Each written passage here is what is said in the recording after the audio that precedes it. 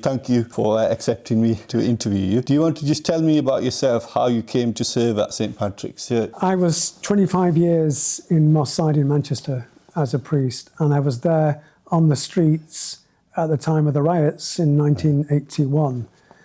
And I learnt so much about race issues from the African Caribbean community there in Moss Side. So when the riots happened, back in 2001, in May of 2001, my bishop came to me and said, look, if I asked any of the priests about who I might send to Oldham to deal with issues that are obviously affecting across different communities, they would say you. So I'm asking you, would you go to Oldham to start to build with others the relationships that need to be built across communities? So I arrived here on 9/11 day. And because I was high profile in Moss Side, the television cameras followed me. Okay. But within half an hour, television cameras disappeared because there was something much more important going on in the world at that time. But it was a momentous day. It was a day that I will remember because of that, and that changed so much of our history.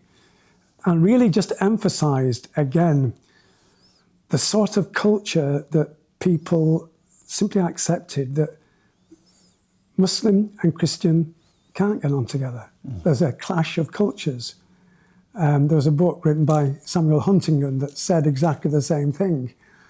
And Mr. Bush at the time, the president, said that he did identify the enemy, as it were, to be able to be attacking them.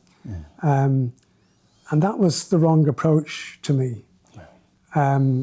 It's always about not trying to make people different, but about enabling people to be different, but also to know each other and understand each other.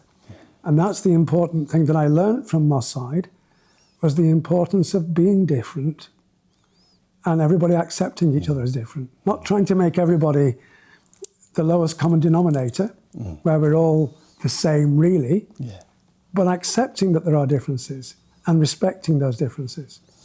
So the police, back in that time, in the 90s, used to have a police philosophy for GMP. And they talked about treating everybody equally, great, irrespective of age, gender, and all the rest of it. And I used to say to them, look, even back then, you shouldn't be saying irrespective, but respecting race, gender, religion, etc.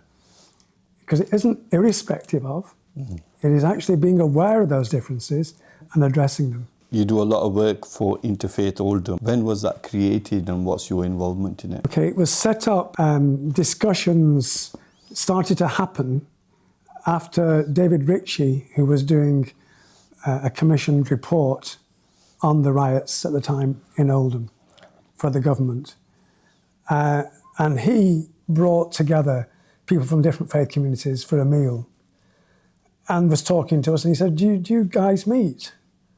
And we all said, well, it was my first day, so obviously I hadn't met with anybody else. But others were saying, no, we don't meet. So I said, well, don't you think you should be meeting? So we began to work together then to set up the Interfaith Forum. That was in September. As I say, I arrived in September, 11th of September. And it was the 12th of September, I think, that we met with David Ritchie. By the following February, we'd actually constituted ourselves as a forum and began to work together across the different religious communities, recognising that those people who had places of worship here in Oldham could, as it were, be represented on the Interfaith Forum. That meant that the Jewish community didn't have a representation because there's no synagogue in Oldham. That's a problem. That's a loss. But there was nothing else that we could do, I don't think, that working through constituted and established communities in Oldham. The Jewish community is infinitesimally small in Oldham in comparison to the other communities. So yes, it's important to build those relationships with the Jewish community, which we do anyway, but the actual representation on the forum itself is the three main faiths of Hinduism, Islam and Christianity.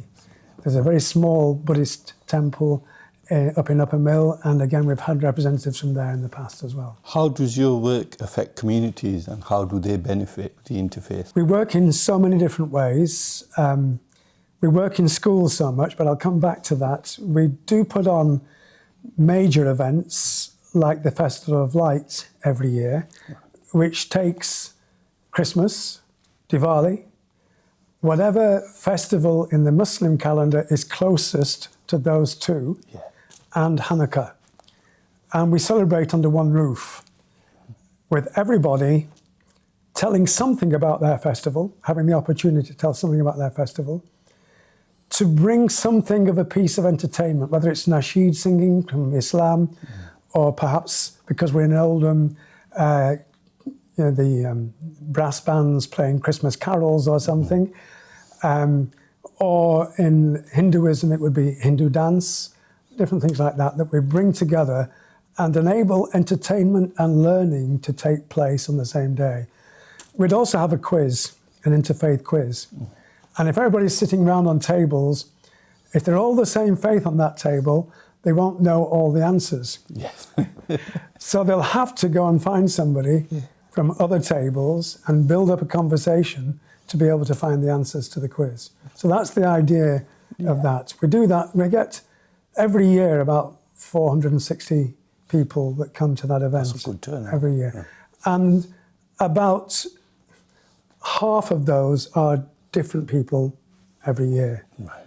Sometimes we've done it in a school because we didn't have the money or whatever to be able to pay for the Queen Elizabeth Hall. More often than not, we're done it at the Queen Elizabeth Hall. Right, okay. But if you do it in a school, the school pays for everything, you know, and they bring people. That's nice. But there are other pieces of work as well. We work with discussion groups. Just take a theme like freedom of speech or women and faith or food and faith.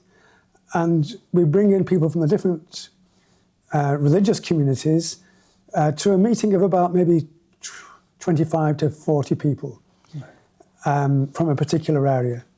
And they just each talk, no experts, just everybody talking about what food in their faith community means or what status women have or how they feel at ease or whatever, you know, that sort of thing being able to be discussed together and everybody sharing, again, from a sense of who they are. Yeah. And the other one that we do is, the big one is Any Questions events.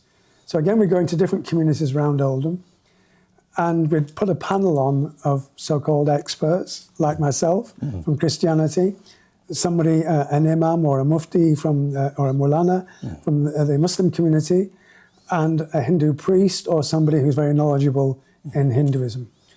And so very often as well a rabbi. Ways that we do it is accept at the beginning that all the questions will be asked with respect and all the answers given will be given with respect. And that we've worked on that basis and it has worked really well. And it's enabled people to demystify so much of the different religions. We get asked the same sort of questions. Why do Christians believe that Jesus is the Son of God? Why do you believe in the Trinity? What's all that? You know, that question comes up again and again. And with Muslims, what's jihad? You know, the same questions come up again, but it gives the opportunity for somebody who knows to be able to say, well, no, that's what you might think jihad is, but what it really is something else. For people to learn. It is, absolutely. Yeah. So you've touched on to it. You do a lot of work with students. Why is this important? And the other question I have for you is, how can we get them involved? Because with a lot of the mosques, you'll find the elder generation attend the mosque quite a lot. With the young generation, there's some that, you know, kind of drift away. And, I mean, you'll understand that from churches as well. For the young people in the congregation in mosques, because there's still so many that do go to mosques. Yes. And I think it's impressive. But that happens. This community here, the Catholic community in Oldham, this church is called St. Patrick's. Why? Because there were riots back in 1860 when the Catholics were attacked. And the Catholics were hated. So they called the street out here, which is John Street, they called that at the time the Irish Channel, because there were so many poor Irish people that had come over because of the failure of the potato crop in Ireland at the time and settled here. And they were hated by so many other people around. So when it's like that, people, young people as well as old people, want a sense of their identity and to be secure in who they are. So people come together more for, you know, call themselves Catholic more if you're an Irish person in that sense, you know. So you would have had lots of young people coming to church at that time. We now have a different thing that's taking place in that the African communities coming here, the Indian communities coming here, the Filipino communities coming here, they're all really church going. So we've got quite a good congregation here of young people because of those different ethnic groups coming into the country.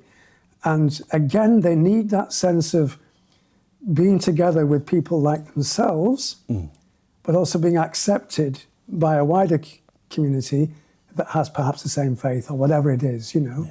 So something that brings them together and enables them to feel secure. So I suspect that in time, the young people will drift away a bit from the mosques. That's not necessarily a problem. It's great if we can continue because they bring so much life and energy. The old guys like myself, after a while, the energy levels begin to drop. And you need people to come up and to take on responsibilities. And there is a centre, Oldham Muslim Centre in Oldham, that so much of it was put together by young people. And we took a group of people away to Auschwitz and to Srebrenica. We took about 25 people away from different faith communities. About 5 of them were from that Oldham Muslim Centre, all young people.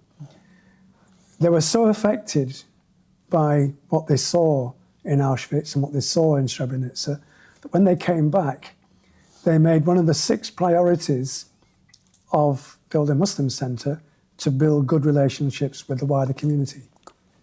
Now that is interfaith at work. That's how it's meant to work. It doesn't always work like that.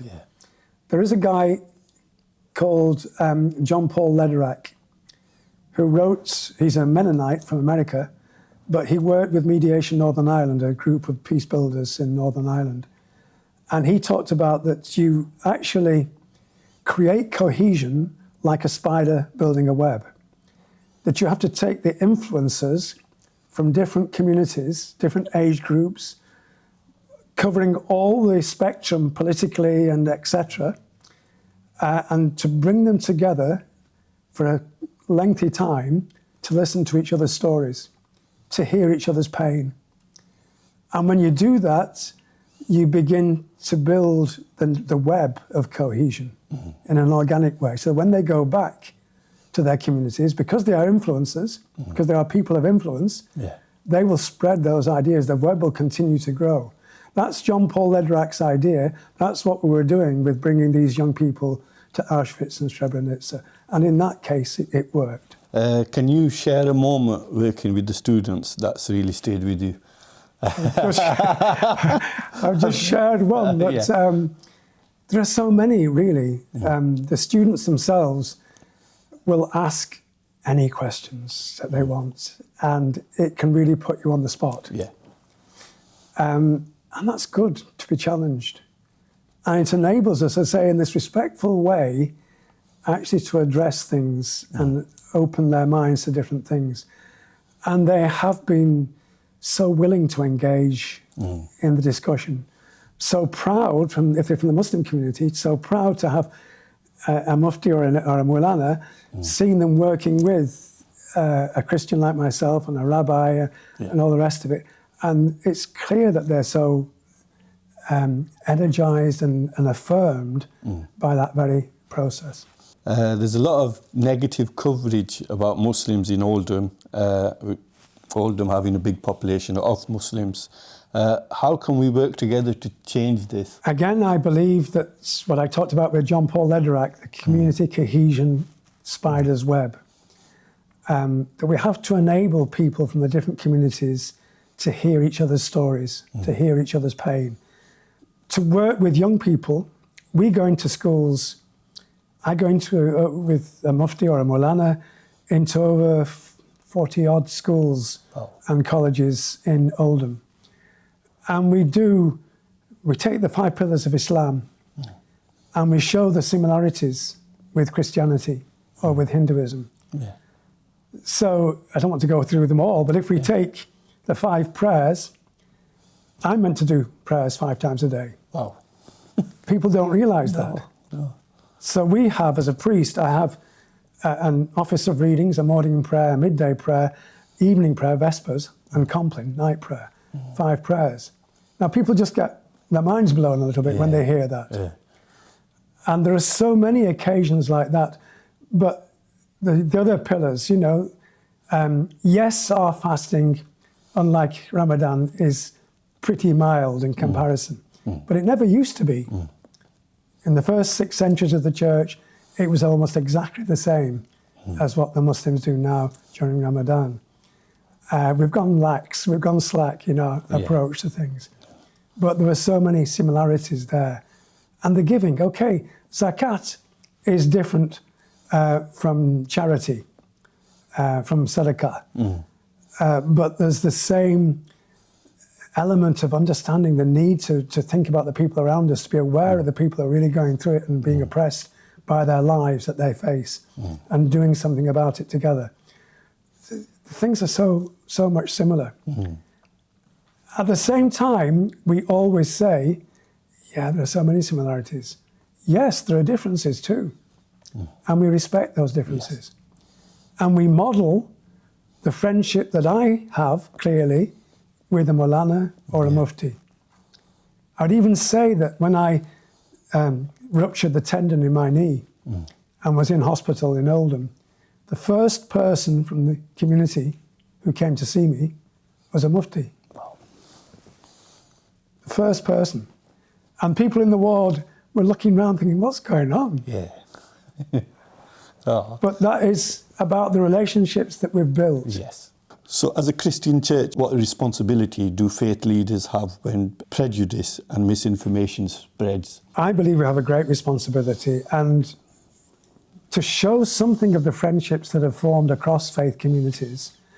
When things happen like that, in this town, the telephone starts to ring across the faith communities saying, we should be doing something now. So after the 3 children were killed in Southport, the tensions were raising, and asylum seeker hotels were being attacked, but also Muslim communities, and threats were being made that women could have acid thrown in their faces if they were wearing a hijab.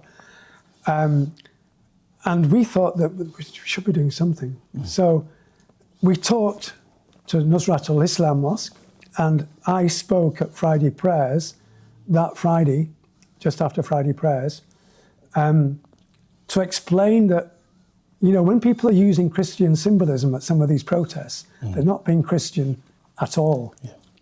But I'm not just being a liberal white priest, but my boss at that time, Pope Francis, had been doing exactly the same sort of thing. The first thing he did in 2013 when he was made Pope was to go and see the Grand Imam of Al-Azhar. Why? Because the name he chose as Pope was Francis. Francis of Assisi, 800 years ago, crossed the lines of the Crusades and went to build a relationship with Sultan Al-Kamil, who was the Sultan at the time, and crossed the battle lines and was given hospitality and great respect by the Sultan. And as it were, the first interfaith relationships were built by Francis of Assisi. Pope Francis took the name, yes, because of his belief in helping out the poor, creating an option for the poor, but also, I believe, because of that option for building relationships across different faith communities. And he kept that relationship with the Grand Imam of Al-Azhar. He kept that up until his death. Oh, Al-Azhar, is that in Egypt? In Egypt, yeah. Just clarifying for our Yeah, viewers. yeah. A lot is said about Muslims never engaging or welcoming other religions. You've been to many community iftars and Muslim events. What would you like to share about your experience working with Muslims? At an event only last week, an iftar in a school, a secondary school here in Oldham, I was speaking about the need to be aware of difference and respectful of difference, but still come together in respect for each other. And I could see real sense of affirmation on the part of the Muslim people attending that iftar on that evening. They were nodding away as if to say, yeah, go on, you keep saying that. And it is that sense of, wherever I've been in a mosque, there's always been a hand of friendship put out and a real appreciation. In fact, too much sometimes. I've been invited up with the imam onto the dais at the front there, and thinking, what am I doing up here? But it's that sense of treating you with such respect that is given. And it's normal. Yeah. So when people are under attack, and the Muslim community is under attack so often, it's very easy for defences to go up and for people to assume that those defences are a rebuff. But they're not, they're just about protecting themselves. And somehow or other, we've got to find ways to be able to build those relationships. So much of our work, as I've said, is through the schools. And we've created, I think, a group of young people these days who accept difference much more easily than we did in the past. And who know a lot more about language that you're supposed to use or not supposed to use, about how we relate to each other, how we show respect to each other. So I know that in some circles, being PC is just considered, it's just ridiculous. But it is important to learn the language. I speak a couple of languages. I speak French because I was in Canada for 2 years. And I know that it takes ages to listen and to listen and to listen. And eventually you're able to build that relationship. You can't just do it.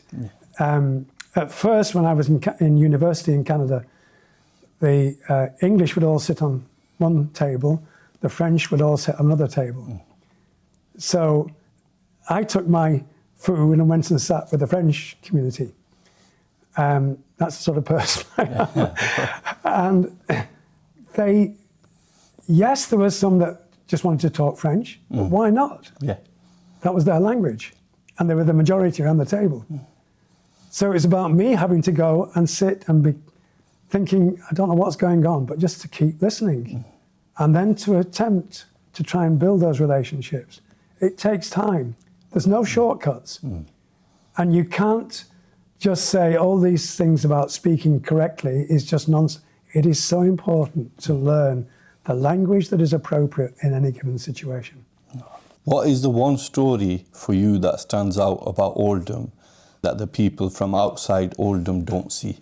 I'll do this slightly the other way around in terms of, I told you I was 25 years in Moss Side. Okay.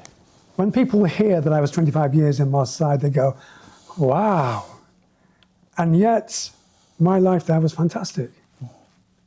People have an image from outside as if everybody's going around with a gun and it's all about drug dealers and violence. That was not my experience. And I was in places, very often I would walk the streets at night to go on sick calls and all sorts. I never felt threatened. When I came to Oldham, my first day here, I was being interviewed by the television.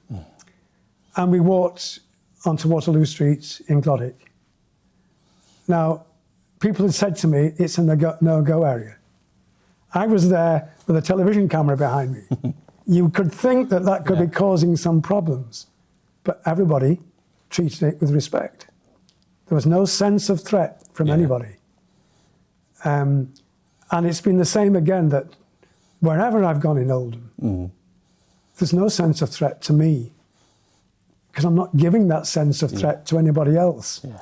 Of course, there are young people who will almost gather together as groups in an offensive way.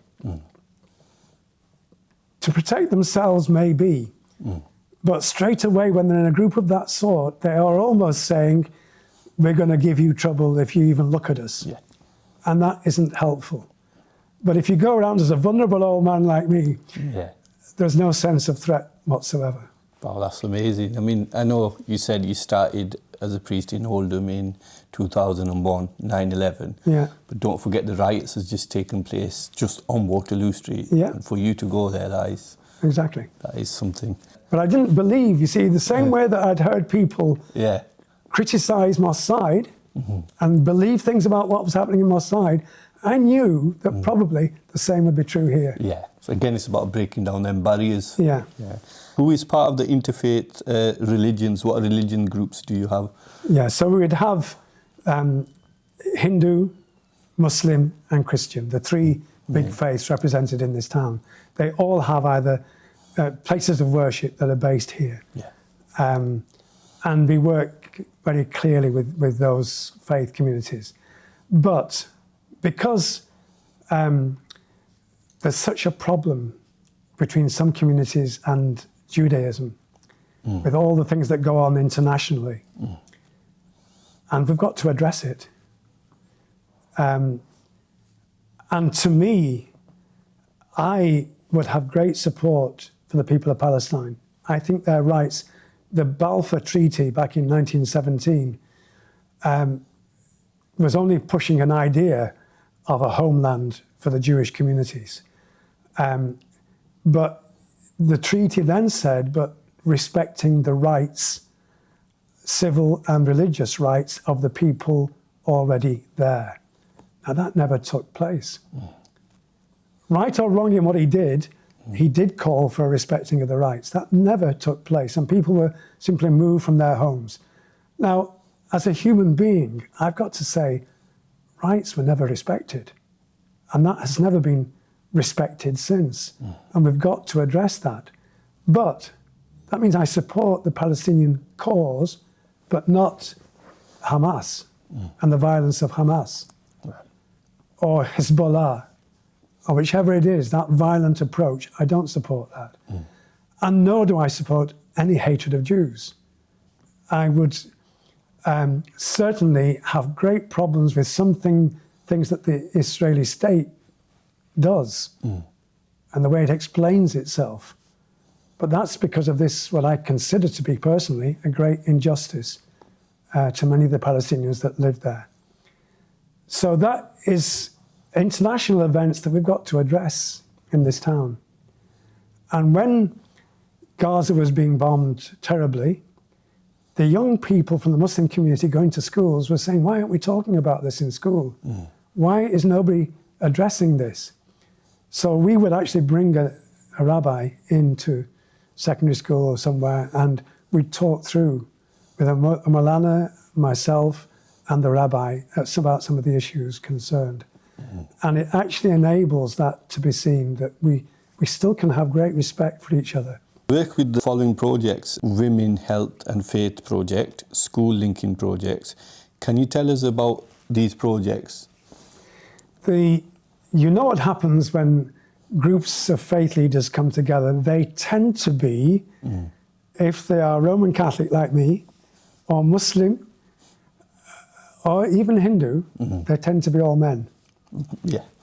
So we don't get that sense of women being involved in the decision making. So we asked the women from different faith communities, would they come together themselves and form a group? So they formed the Women Growing Together in Oldham, which is under the umbrella of the Oldham Interfaith Forum. But they decide their own agenda, they put on their own events, and they do things differently than perhaps the men would do. So, for example, a group of women from the Women Growing Together decided that they would arrange to go to each other's houses to learn from each other how they would cook food in their own culture, and then to try it with those people. Yeah. So it was about creating a time when you're telling stories about how your family's going and all that sort of thing, learning something about the foods, but also developing a relationship, you know. And it was a simple thing, but something that the women would do differently than the men.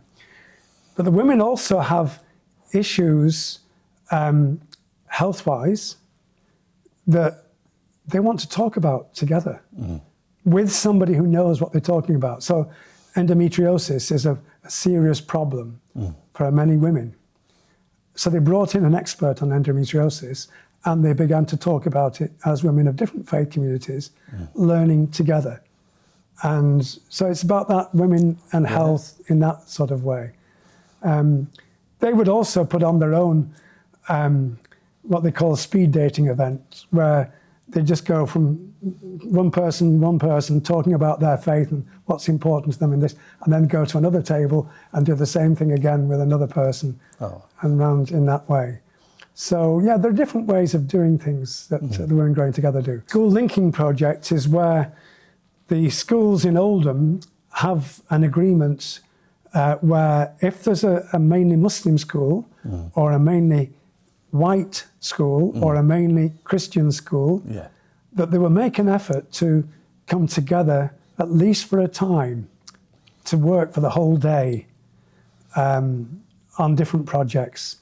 And one of those events would be where myself and a Molana would go in and we'd take something like the 5 pillars and show the similarities and model our own friendship with these people. So it's about not just being nicey with each other, but it's actually addressing the similarities and the differences and showing, modeling how our own relationship as a Molana or a Mufti and a priest is a great one. And if ours can be like that, why can't they? Exactly, yeah. What can people do to help build community trust between communities and get involved with Interfaith? To build trust between communities means at some stage putting your foot in and dipping your toe into the sea, as it were, of another community. And that is worrying at first. I mean, if somebody comes into a church for the first time and they see what's going on, they think, what am I supposed to do? Is everybody's going, sitting down, standing up? They just don't know what to do. And that's with people from a similar faith background. If you go into a community that is so different in the way that they carry out their worship, they might find when they start to put their toe in and just observe that in fact there are quite a lot of similarities again. But it does demand that commitment to putting your toe in, to putting a hand of friendship out to somebody else. The Interfaith Forum does invite people in different areas of Oldham to come to events. If they come to events, we usually get information from them if they want to be contacted again and be involved in the Interfaith Forum in different ways. So when we have a discussion event on, we can just send it around to everybody on the emailing address list to say there's an event on, if you want to come, do feel free to come. So you build it up in that way. So people can always get in touch with us. We do have a website that's just, sadly, the guy who ran our website and did all our photography for us died on his way to the Festival of Light 2 years ago. Oh. He had a heart attack on his way, literally had his cameras with him, and he collapsed at the bus stop. And he took with him the password for all our website, etc. So we had to rebuild our website completely, but now it is up and running again. Right, okay. And what is that website? It's, oh gosh. I put you on the spot. It's just on the Oldham Interfaith, but I can't remember the exact website. No worries. So that's it from the interview. Thank you Good. so much. You're Phil. very welcome. I really appreciate it.